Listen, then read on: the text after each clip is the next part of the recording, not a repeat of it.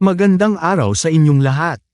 May isang kasabihan mula sa sinaunang aklat ng mga Hudyo, ang Talmud Shabbat, na napakaikli ngunit napakalalim ng kahulugan. What is hateful to you, do not do to your neighbor. Sa Filipino, maaari nating sabihin, kung ano ang ayaw mong gawin sa iyo, huwag mong gawin sa iyong kapwa. Simple lang pakinggan. Halos lahat tayo ay narinig na ito sa iba't ibang anyo. Pero kung iisipin natin, paano kaya kung tunay natin itong isabuhay araw-araw? Marahil ibang-iba ang magiging mundo.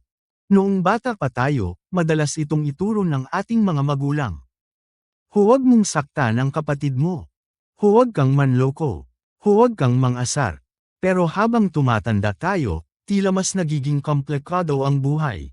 Hindi na lang pisikal na pananakit ang usapan. May emotional pain. May betrayal. May panlilinlang. May pang-aabuso sa kapangyarihan. May paninirang puri sa social media. At minsan, ginagawa natin ang mga ito nang hindi natin namamalayan. Isipin ninyo ito. Ayaw mong pinagsisinungalingan ka. Kapag nalaman mong nagsinungaling ang isang tao sa iyo, masakit, hindi ba? Pakiramdam mo niloko ka. Nawalan ka ng tiwala. Kung ganoon ang nararamdaman mo. Bakit tayo magsisinungaling sa iba? Ayaw mong pinapahiya ka sa harap ng maraming tao. Pero ilang beses tayong nag-comment online ng mapanlate. Ilang beses tayong nagtawanan sa pagkakamali ng ibang tao. Ilang beses tayong nag-share ng tsismis nang hindi mo na inaalam kung totoo. Ayaw mong lokohin ka sa negosyo. Ayaw mong dayin sa sukli. Ayaw mong mabiktima ng scam. Pero minsan, may ilan na nagbebenta ng sirang produkto. May ilan na nagsisinungaling sa resume. May ilan na nandaraya sa exam. Ang tanong ay simple, kung ayaw mo itong gawin sa iyo, bakit mo ito ginagawa sa iba? May isang kwento na madalas ikwento tungkol kay Rabbi Hillel, isang kilalang guro sa kasaysayan ng Judaismo. May isang lalaki ang lumapit sa kanya. Sabi nito, turuan mo ako ng buong batas habang nakatayo ako sa isang paa. Parang biro, parang imposible, pero hindi siya sinermonan ni Hillel. Sa halip, sinabi niya lamang, what is hateful to you, do not do to your neighbor. That is the whole Torah. The rest is commentary. Napakalalim. Parang sinasabi niyang, kung naiintindihan mo na ito, naiintindihan mo na ang puso ng moralidad. Hindi natin kailangang maging eksperto sa batas. Hindi natin kailangang magkaroon ng napakaraming degree. Hindi natin kailangang maging sikat. Ang kailangan lang ay isang simpleng tanong bago tayo gumawa ng anumang bagay. Kung ako kaya ang nasa kabilang panig, gugustuhin ko ba itong maranasan?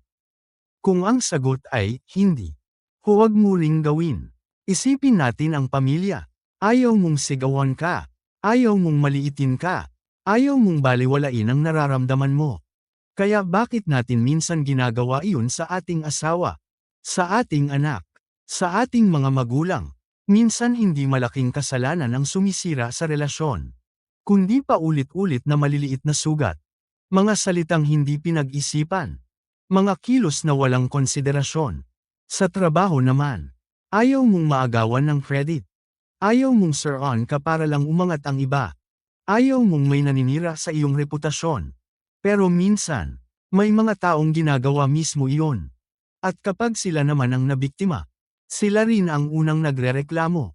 Sa social media, mas madali nang manghusga. Isang post lang, isang comment lang, isang meme lang.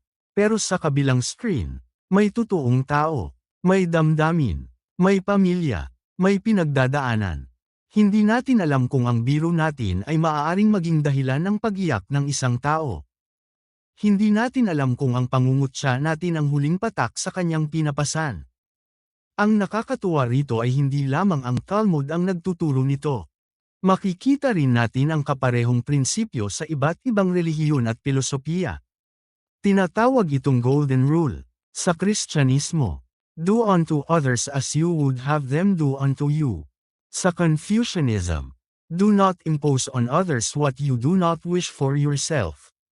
Sa Islam, none of you truly believes until he loves for his brother what he loves for himself. At sa maraming kultura sa buong mundo, pareho ang mensahe.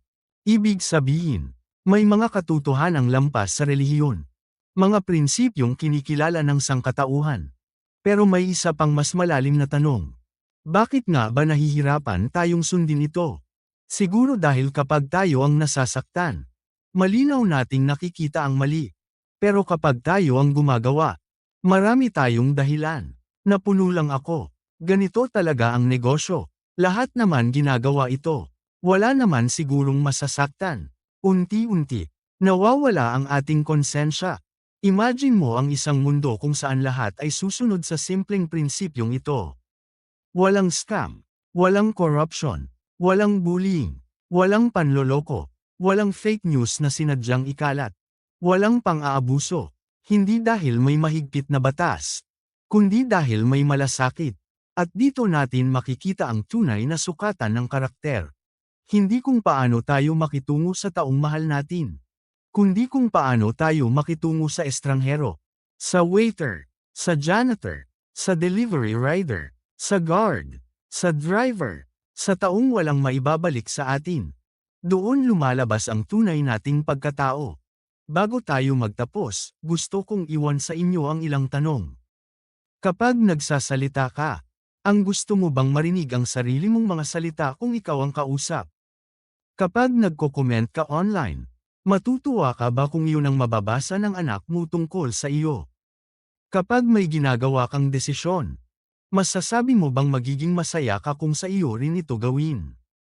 Kung hindi, marahil panahon na para baguhin natin ang ating paraan ng pakikitungo sa kapwa. Hindi natin kayang baguhin ang buong mundo sa isang araw. Pero kaya nating baguhin ang paraan ng ating pakikitungo sa isang tao ngayon.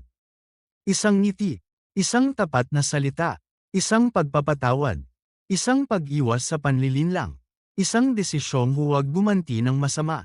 Doon nagsisimula ang pagbabago. Sa huli, ang dakilang lipunan ay hindi nabubuo dahil sa dami ng batas.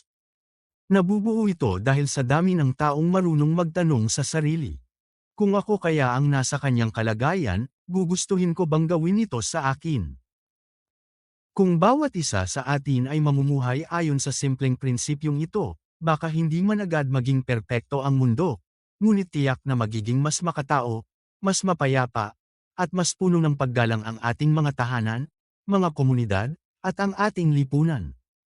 Maraming salamat, at naway lagi nating tandaan. What is hateful to you, do not do to your neighbor. Dahil ang pagbabago ng mundo ay maaaring magsimula sa isang simpleng pasya, huwag gawin sa iba ang ayaw nating gawin sa atin.